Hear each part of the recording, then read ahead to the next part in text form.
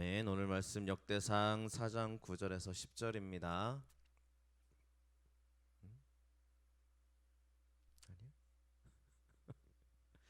역대상 4장 9절에서 10절 말씀 우리 이사랑 청년이 나와서 성경 묵독해 주겠습니다.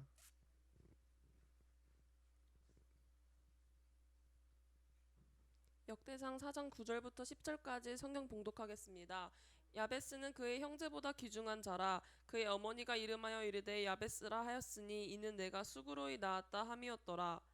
야베스가 이스라엘 하나님께 아뢰어 이르되 주께서 내게 복을 주시려거든 나의 지역을 넓히시고 주의 손으로 나를 도우사 나로 환난을 벗어나 내게 근심이 없게 하옵소서 하였더니 하나님이 그가 구하는 것을 허락하셨더라. 아멘.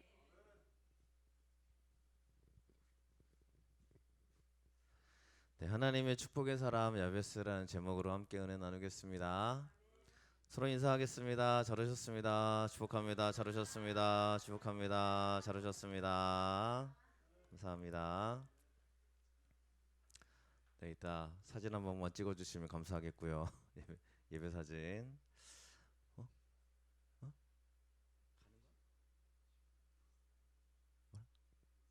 어? 오케이. 뒤에서 찍을 거라 얼굴 안 나옵니다. 네. 네, 오늘 원래 우리 이사랑 청년이 성경 공독해 주는 게 맞는데 새벽에 왔죠?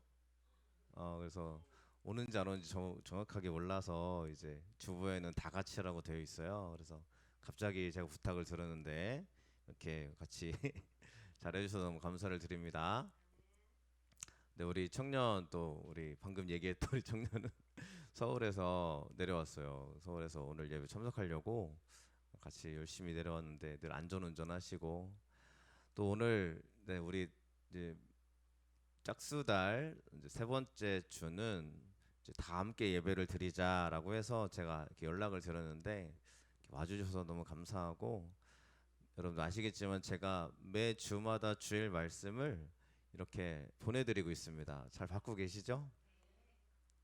그래서 바트도 보내줄까?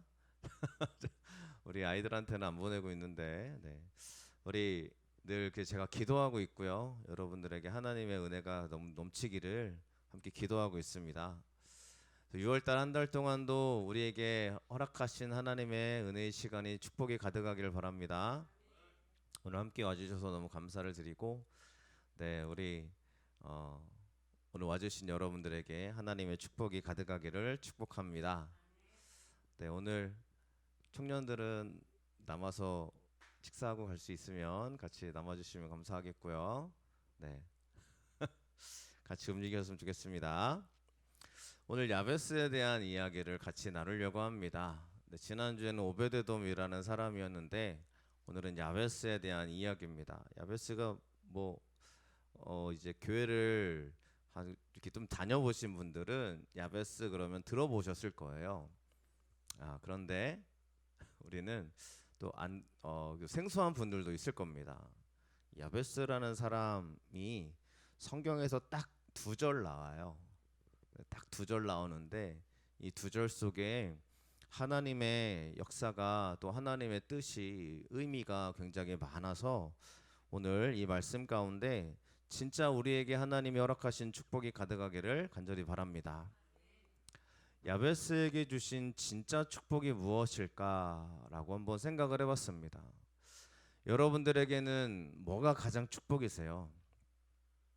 옆 사람의 손을 한번 붙잡아 주시고 옆 사람이 없으신 분은 자기 손을 붙잡으시고 한번 이렇게 얘기하겠습니다. 너에게 주신 축복이 뭘까? 그죠? 그죠? 뭐죠, 여러분? 옆에 있는 사람인가요? 혹시 나 자신인가요? 내가 가장 큰 축복인가요? 자, 뭐가 가장 큰 축복이세요? 생각해 보시면 오늘 야베스에게는 뭐가 가장 큰 축복일까 한번 생각을 해보자는 겁니다. 우리가 방금 두 절 읽었는데 마지막 절에서 기억나시는지 모르겠지만 10절 말씀에 오면 하나님이 그가 구하는 것을 허락하셨더라 그랬어요. 그러니까 우리가 생각하는 야베스의 축복 그러면 야베스는 하나님의 복을 받은 사람 이렇게 생각합니다. 근데 저도 처음에 그렇게 생각했거든요. 근데 정말 야베스가 받은 축복이 무엇일까 한번 다시 묵상을 해봤습니다. 자, 야베스라는 사람의 뜻이 뭐냐면 이거예요. 내가 수고로이 나았다 합니다. 라는 게 야베스의 이름의 뜻입니다. 그러니까 야베스라는 이름 자체는 뭐냐면 이런 뜻입니다. 실제로 이런 뜻이에요. 그는 고생을 만든다. 고통이다 라는 뜻입니다. 자, 야베스라고 이름을 지었어요. 그러니까 엄마가 아빠가 뭐 둘 중에 이름을 지었겠죠. 야베스 그러면 우리는 굉장히 좋은 이름처럼 느껴지는데 네, 그 사람의 이름의 뜻은 그는 고통을 만드는 사람이란 뜻입니다. 그러니까 우리나라의 말로 야베스라고 이름을 짓는다면 저 환란 그죠? 이름은 이씨고 성은 이씨고 이름이 환란이에요. 이환란. 자, 그런 거죠. 고통을 만드는 사람. 그 지나갈 때 환란아 그러면 기분 좋아요? 야 환란 일로 와봐 그러면 누가 그 환란이 오는 것 같잖아요. 그죠? 그러니까 고통 야베스는 고생을 만든다 그러니까 사람들이 야베스야 그러면 별로 좋은 뜻이 아닙니다. 그러니까 엄마가 얼마나 수고로이 낳았으면 얼마나 고통 중에 낳았으면 그 이름을 야베스라고 이름을 짓겠어요. 그러니까 이 사람은 그냥 이름 말만 들어도 인생이 괴로운 사람인 것처럼 느껴지지 않습니까? 어떻게 이름을 이렇게 지어놨어요. 그런데 오늘 성경이 말하는데 그는 형제보다 귀중한 자래요. 자, 이게 좀 의미가 앞뒤가 안 맞습니다. 야베스라는 이름은 고통을 만드는 사람인데 다른 형제보다 귀중한 자라고 어떻게 부를 수가 있겠어요. 뭔가 하나님의 뜻이 있다라는 걸 우리는 알 수 있습니다. 자, 귀중한 자라는 뜻을 보면 두 가지의 뜻을 가지고 있는 단어가 사용됐어요. 그러니까 원래 야베스라는 의미처럼 그는 무겁다, 짐이 되다, 힘겹다라는 뜻을 가지고 있는 단어입니다. 근데 두 번째 뜻이 뭐냐면 존귀하다, 귀중하다라는 의미예요. 그러면 우리가 그의 형제보다 귀중한 자라라고 왜 해석이 되느냐는 거예요. 전혀 다른 뜻입니다. 그죠? 원래 우리가 생각하는 뜻대로 야베스라는 이름의 뜻대로 해석하면 그는 무거운 자다. 그는 짐이 되는 자다. 이렇게 해석을 해야 되잖아요. 그는 형제보다 무거운 사람이야, 짐이 되는 사람이야 라고 해석을 해야 됩니다. 그런데 성경에는 귀중한 자라고 해석을 하고 있어요. 자, 왜 이렇게 해석할 수 있느냐라고 질문이 생깁니다. 여러분들은 복받은 사람이에요? 아니면 힘겨운 사람이에요? 복받은 사람이시죠? 네, 여러분들 지금 삶을 한번 잘 생각해 보세요. 지금의 모습을 보면 그죠? 물론 복받은 사람이 있을 겁니다. 제가 다 싸잡아서 힘들다고 말하는 게 아니기 때문에 근데 생각을 해보면 힘겨운 게 있잖아요. 짐이 되는 게 있잖아요. 그렇지 않습니까? 우리 그죠? 누구를 지칭해서 말씀드리긴 굉장히 죄송스럽지만 짐이 되는 일들이 있잖아요. 어렵잖아요. 그런데 하나님은 우리 보고 귀중한 자다, 존귀한 자다라고 얘기하는 거예요. 그 이유를 한번 살펴보자는 것입니다. 자, 아까 첫 번째로 쓰여질 때가 무겁다, 짐이 되다, 힘겹다라고 의미가 있었잖아요. 이 의미로 쓰여질 때가 언제냐면 똑같은 단어입니다. 창세기 18장 20절 말씀에 보면 여호와께서 또 이르시되 소돔과 고모라에 대한 부르짖음이 크고 그 죄악이 심히 무거우니. 자, 무겁다라고 쓰여졌죠. 무겁다라고 쓰여지는 이 단어를 보면 앞에 뭐가 오냐면 죄악, 즉 부정적인 게 올 때 무겁다라고 의미가 쓰여지고 있습니다. 또 출애굽기 7장 14절 말씀에 보면 여호와께서 모세에게 이르시되 바로의 마음이 완강하여라고 얘기합니다. 완강하다, 즉 이 단단하다, 힘겹다라고 쓰여지고 있는데 이 단어 역시 바로라는 인물이잖아요. 즉 하나님과 관계 없는 사람에게 쓰여질 때 완강하다라고 쓰여지고 있고요. 이사야서도 말씀해 보면 이 허물졌다라는 게 뭐냐면 무거운 짐을 진 자들이다라고 표현할 수 있는 부분인데, 자, 범죄한 나라에게 쓰여질 때 이렇게 무겁다, 짐이 되다, 힘겹다라는 의미로 적어내고 있어요.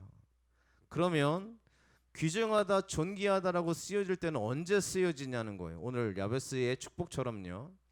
성경 말씀에 보면 자, 출애굽기 말씀에 보니까 내 부모를 공경하라, 즉 귀중하게 여겨라라고 할 때 쓰여지고 있다는 거예요. 자, 하나님의 명령 말씀이었죠. 하나님이 말씀하실 때 귀중하다라고 쓰여지고 있고요.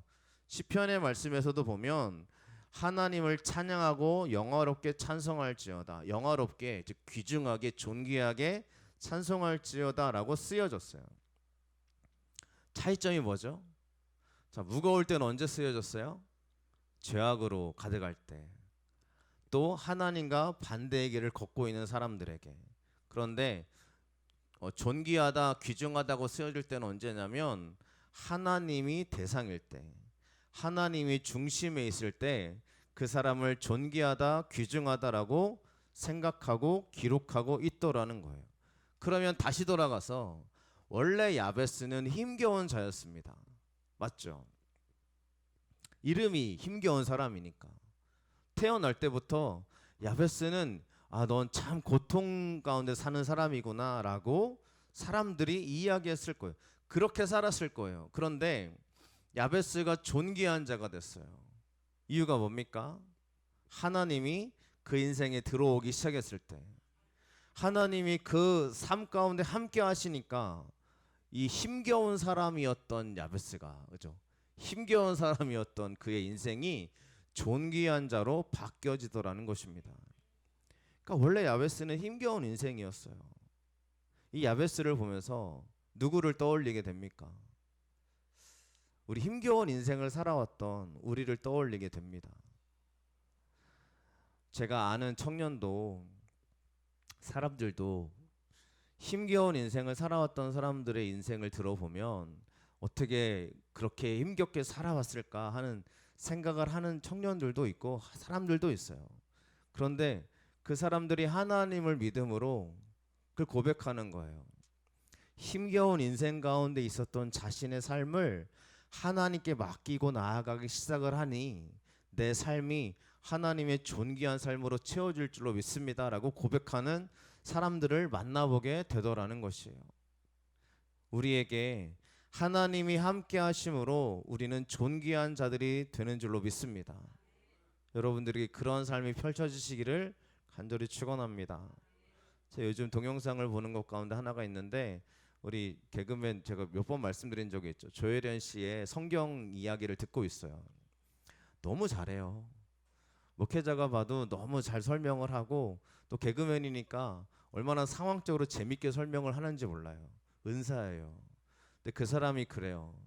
자기가 하나님을 만나기 전까지, 그죠? 40몇 년까지 성경을 한 번도 읽어본 적이 없다가 성경만 안 읽고 다른 건 다 읽었대요. 자기 개발서도 막 다 읽고 했는데 여전히 자기 가운데 채워짐이 없고 불안하고 좌절스러웠는데 하나님 앞에 가서 예배하기 시작을 하고 주님을 바라보기 시작을 하니까 자기 안에 행복이 가득하게 넘쳐나더래요. 자존감은 땅바닥에 떨어졌는데 하나님이 자신을 존귀하다 여겨주시니까 자기가 하나님 앞에 너무 귀중한 자로서 서 나가게 되는 모습이 감사하더라는 거예요. 저 여러분들이 그런 믿음의 고백이 가득하시기를 축원합니다. 여러분들은 고통 중에 있는 힘든 삶 가운데 이 야베스처럼, 야베스의 인생은 힘든 삶이었지만 하나님이 그를 존귀한 자로 바꿔주시는 줄로 믿습니다. 그런 사람들이 여러분들이 되시는 줄로 믿습니다. 이 은혜가, 이 축복이 가득하시기를 축원합니다.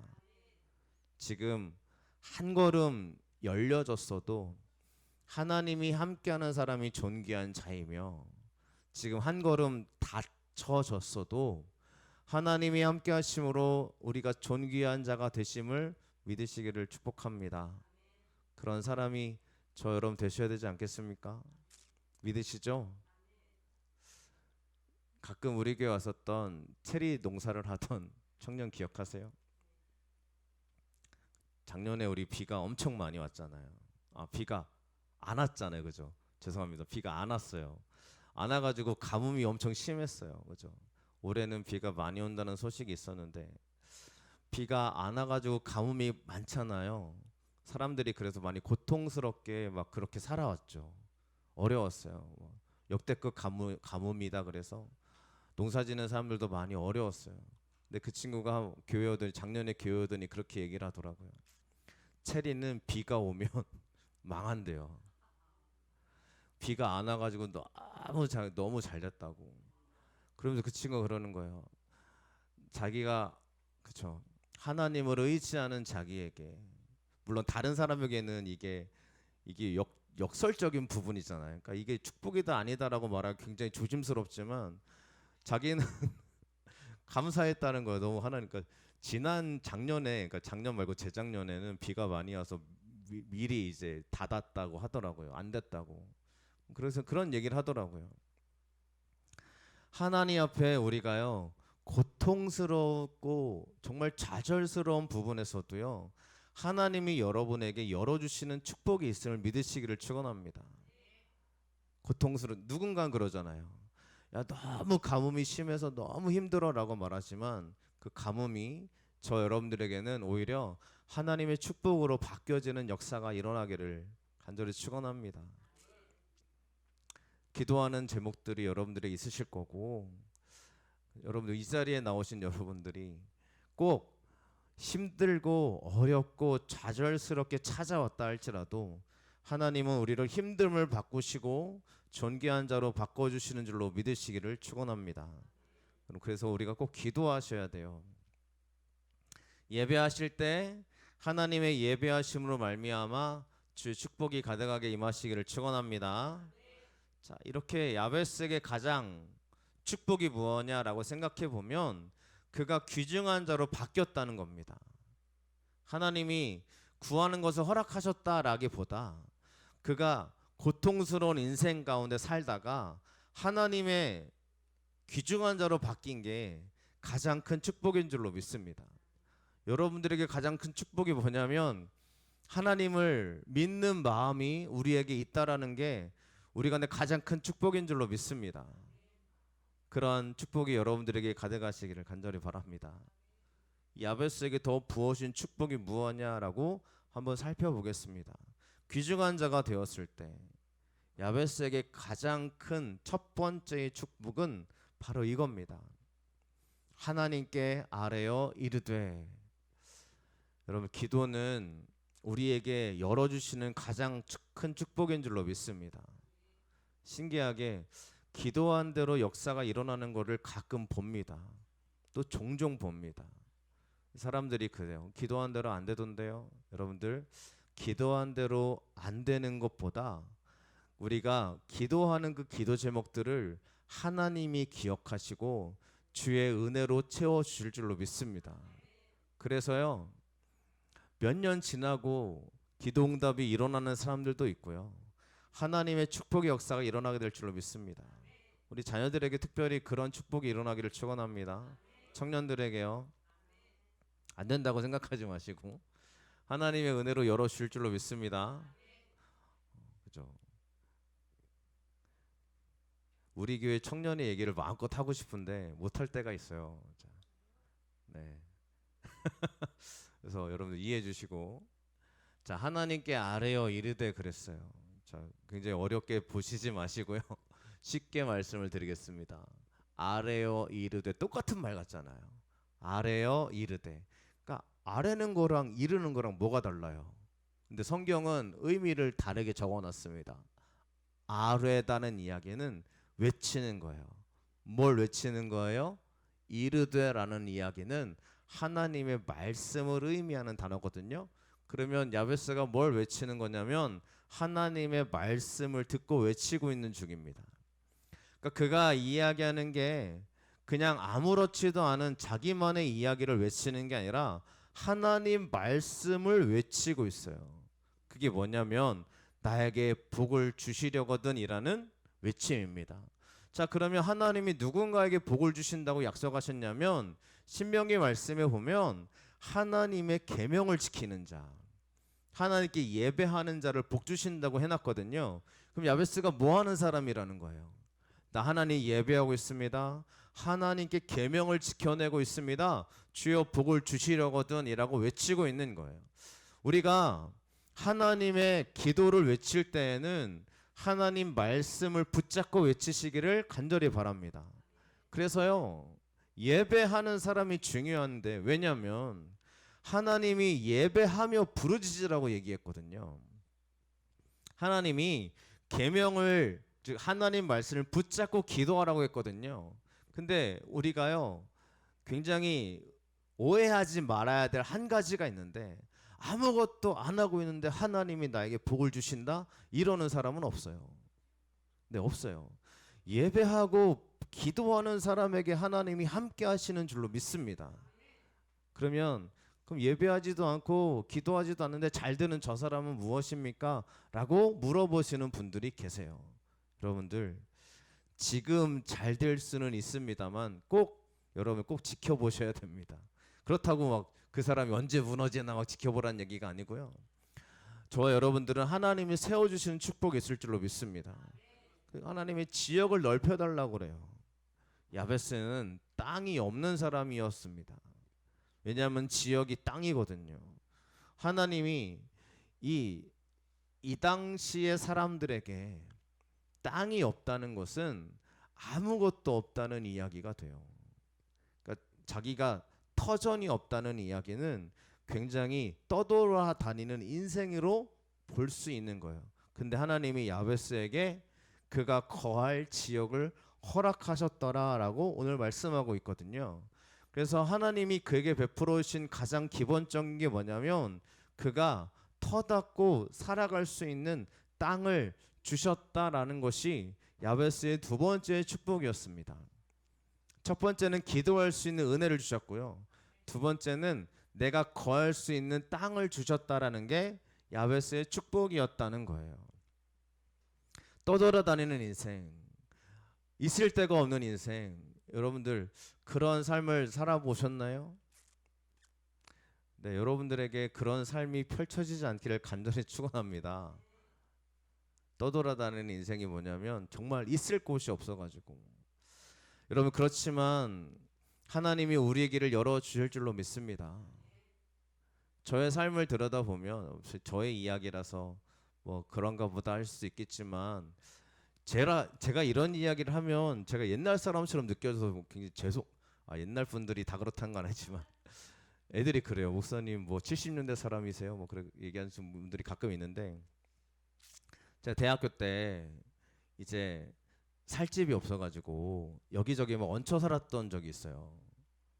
그러니까 집이 없어가지고요. 그러니까 갑자기 무슨 생각을 하시는지 잘 모르겠지만 이제 저희 아버지는 멀리 이제 가셨고 저는 대전에 있어야 되는데 있을 집이 없어가지고 후배네 집에 얹혀 살게 됩니다. 후배네 집이 얹혀 사니까요, 이 후배가 집을 안 치워요. 이불을 깔아놓으면 1년 12달 깔려 있는 거 아세요? 1년 동안 이불을 안 개는 후배예요. 그러니까 제가 청소도 해줘야 되고, 그러니까 같이 얹혀 살아야 되기 때문에 굉장히 조심스럽게 살아야 되죠. 이 친구가 이제 집을 빼야 된다고 그래가지고 또 제가 또 인사를 가야 됩니다. 이사를 가야 되는데도 갈 집이 없는 거예요. 여기저기 알아보다가 친구네 집에 또 전화를 했어요. 내가 니네 집에 들어가서 살아도 되겠냐? 그 친구가 살아도 된다고. 그래서 또 그 친구 집에 이사를 갔어요. 방 한 칸을 주더라고요. 그래서 방 한 칸을 줘서 이제 친구 부모님이 같이 사는 집이었는데 얼마나 눈치 보여요. 아침 일찍 나와가지고 저녁 늦게 들어갔어요. 왜냐하면 밥을 차려주시는데 죄송스럽잖아요. 그러니까 그분들은 전혀 그런 게 아니거든요. 그러니까 저 혼자 눈치를 보는 거예요. 아침 일찍 새벽 예배 나가서 안 들어와서 계속 교회에 있다가 이제 그렇게 있다가 저녁 늦게 들어가고 그렇게 살았어요. 한 몇 년 살았어요. 그 다음에 이제 드디어 제가 제 집을 구해서 들어가는데 이제 반지하 방이었죠. 좋더라고요. 감사하더라고요. 월세집이었는데 그냥 그렇게 하나하나 열어가시는, 그죠? 이게 그래서 오늘 말씀에 보면 야베스의 마음이 어떤 마음인지 다 이해를 하는 건 아니지만 나의 지역을 넓히시고라는 이 말이 야베스에게는 얼마나 큰 축복이고 기쁨이었는지 좀 느낌은 있습니다. 여러분에게 그쵸? 이 좋은 부모님을 만나서 살집이 있다라는 것도 여러분들에게 하나님이 주신 축복 가운데 하나라고 믿습니다.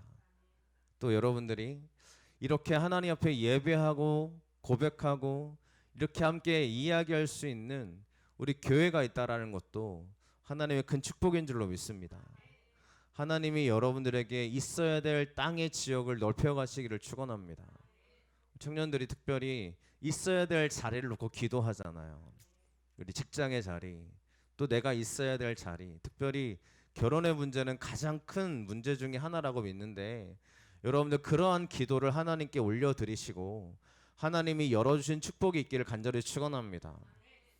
여러분 하나님 열어주시면 꼭 하나님께 감사할 수 있는 우리 청년들 되시기를 축원합니다. 우리들이 힘으로 노력해서 얻은 것도 맞지만 하나님이 그 길을 열어주시지 않는다면 우리는 그죠 이렇게 말씀 꼭 드리고 싶습니다. 하나님이 열어주시지 않는다면 우리는 거기에 있을 수가 없는 사람들이란 걸 믿으시기를 간절히 바랍니다. 오늘도 우리가 이 교회에서 하나님이 여러분들이 열어주신 축복이 있으시길 축원합니다. 신기하죠. 우리 아이가 어떻게 거기 가 있을 수 있었지 한번 생각을 해보세요. 우리 아이가 어떻게 거기에 가 있을 수 있었지라고 생각을 해보시면 그 안에 감사함이 있을 것입니다. 왜냐하면 그죠? 내가 노력했기 때문이 된 게 아니라 그 길이 열려지는 걸 보거든요. 열려지시기를 축원합니다. 네.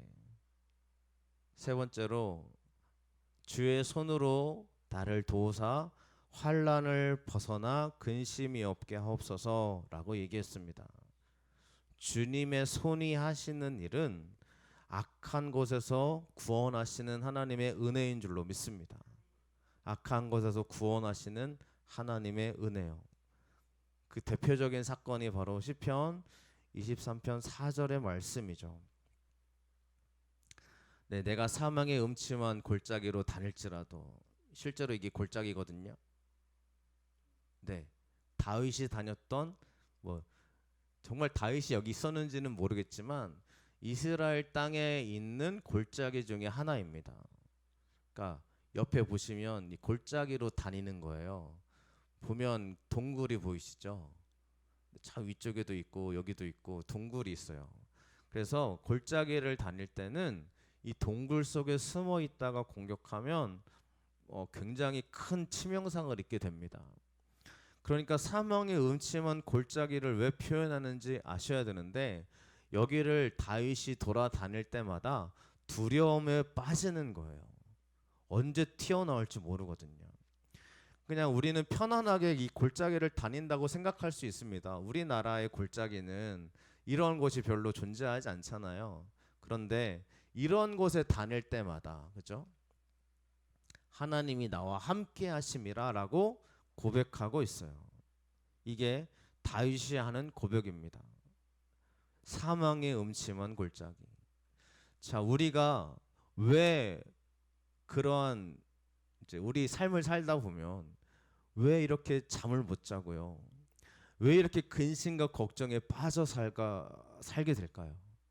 그때가 내가 지금 사망의 음침한 골짜기로 거하는 중이기 때문입니다. 걱정거리가 없으면요, 아까 얘기했지만 이 골짜기를 지날 때 아무런 걱정이 안 돼요. 왜냐하면 내 마음이 근심과 걱정이 존재하지 않거든요. 그냥 지나가면 되거든요. 그런데 여기를 지나갈 때 왜 근심과 걱정이 가득해지냐면 두려워서요.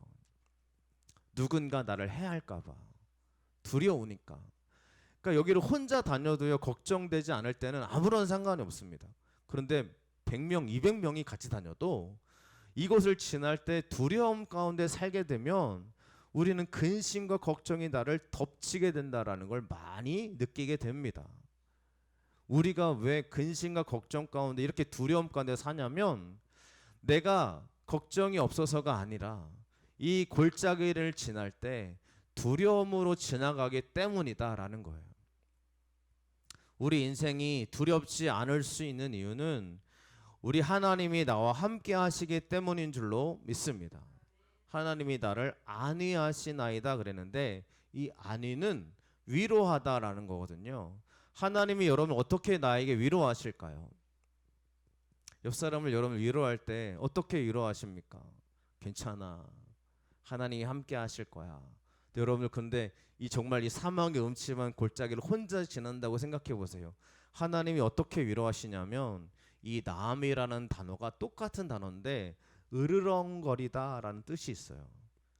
그러면 이 골짜기를 혼자 지날 때 얼마나 맹수들이 많겠어요? 얼마나 두려움들이 있겠어요? 그때 하나님이 내가 너와 함께 할게 이렇게 조용하게 말씀하시기도 하지만 하나님이 하나님의 으르렁대는 소리로 주변을 잠재워 주시고 그게 실제로 힘과 능력을 더해 주시더라는 것이 바로 아니하시나이다라는 뜻입니다. 하나님 우리 가운데 강력한 소리를 발하여 주실 줄로 믿습니다. 그 은혜가 여러분들에게 일어나기를 축원합니다. 그 축복이 우리 가운데 가득하게 넘치시기를 축복합니다. 조용하게 일하시는 하나님도 계시지만 우리 가운데 강하게 역사하시는 하나님의 축복이 우리 삶 가운데 가득하게 채워질 줄로 믿습니다. 제가 이제 군대 생활을 할 때 군종병이 됐어요. 그죠? 알지? 우리 동진이는 그래도 체험을 해봐. 다 아는 건 아니겠지만 군종병인데 연대라는 좀 굉장히 상위 부대에서 군종 생활해서 이게 뭐 하는 거냐면요. 이제 기도회주로 돌아다니는 거예요. 그러니까 되게 감사한 일을 맡았죠. 기도회주로 언제 돌아다니면 낮에 돌아다니면 애들이 별로 감동을 안 받아요. 그러니까 낮에 근무 서는 자리에 가서 기도해 줄게 그러면 애들이 별로 감동을 안 받아요. 그래서 언제 다니냐면 밤에 다닙니다. 밤에 캄캄할 때. 근데 밤에 여러분들 다니면 제가 일반 초소를 다니는 게 아니거든요. 일반 초소보다 정말 한참 들어가서 GOP 부대에 들어가기도 하고 막 그래요. 그러면 저 혼자 갈 때가 있어요. 혼자. 근데 혼자 가면 군대는 가로등이 없어요. 그래서 정말 깜깜합니다. 깜깜한데 돌아다니는 거예요. 한치 앞이 안 보여요. 후레쉬를 켜면 안 돼요. 켜면 이제 타겟의 대상이 되기 때문에 깜깜할 때 혼자 돌아다니는 거예요. 진짜 무섭더라고요. 하나님을 안 믿어서 안 무서운 전혀 그런 거랑 상관이 없이 정말 불빛이 하나도 없는 그 길을 돌아다닐 때 너무 깜깜하니까 너무 무서워요. 그래서 초소까지 걸어가는 그 길이 한 몇십 분 걸리거든요. 걸어가는데 별의별 생각이 다 드는 거예요. 갑자기 북한군이 나와서 나를 데려가면 어떡하지? 근데 그 길을 걸어갈 때 뭐 옆에서 부스럭 소리도 많이 나거든요. 짐승의 소리 막 고라니 소리 아세요? 고라니 막 물은 소리가 막 저를 괴롭히고 너무 무섭게 하는데 그 길을 걸어갈 때마다 이 고백을 외치는 거예요. 하나님 함께 하실 줄 믿습니다. 그리고 초소에 딱 가서 기도하고 가잖아요. 아이들이 그렇게 감동을 받아요. 그냥 커피 한 잔과 초코파이 하나 들고 가거든요. 전달해주고 기도해주면 그 아이들이 꼭 다음 주에 교회를 나와요. 신기하죠. 근데 제가 두려움이 없을 때가 있어요. 아무런 달빛이 너무 밝아요. 밝아가지고 막 길 가는데 별로 두려움도 없고 길 가다가 보면 옆에 뭐가 다 보이고 그럴 때 같이 기도해주잖아요. 제 안에 간절함이 없었는지 모르겠지만 애들이 별로 감동이 없어요. 이상하죠. 그러니까 오히려 두려움과 근심과 걱정 속에 막 하나님 의지하고 걸어가기 시작하면 하나님의 축복이 그 아이들에게도 넘쳐나는데 내 안에 아무런 근심 걱정 없이 그냥 편안하게 돌아다니면 별로 그런 게 또 없더라고요. 제가 느끼는 게 있었어요. 우리가 오히려 두려움 중에 있을 때 하나님께 간절히 기도하고 움직이기 시작하는 그 시간을 하나님이 기뻐하시는구나. 여러분 우리가 두려움 중에 있을 때가 있습니다. 그래서 기도할 때가 있어요. 그럼 내가 하나님의 음침한 골짜기를 지나고 있어요. 그럴 때 하나님이 우리를 안위해 주실 줄로 믿습니다. 으르렁거리다 옆에 있는 주변의 그 두려움들을 하나님이 으르렁거리시면서 막 다 물리쳐 주시고 하나님의 능력으로 우리 가운데 함께 하실 줄로 믿습니다. 이 축복의 역사가 오늘 이번 한 주간 동안도 가득하시기를 축원합니다. 기도하겠습니다.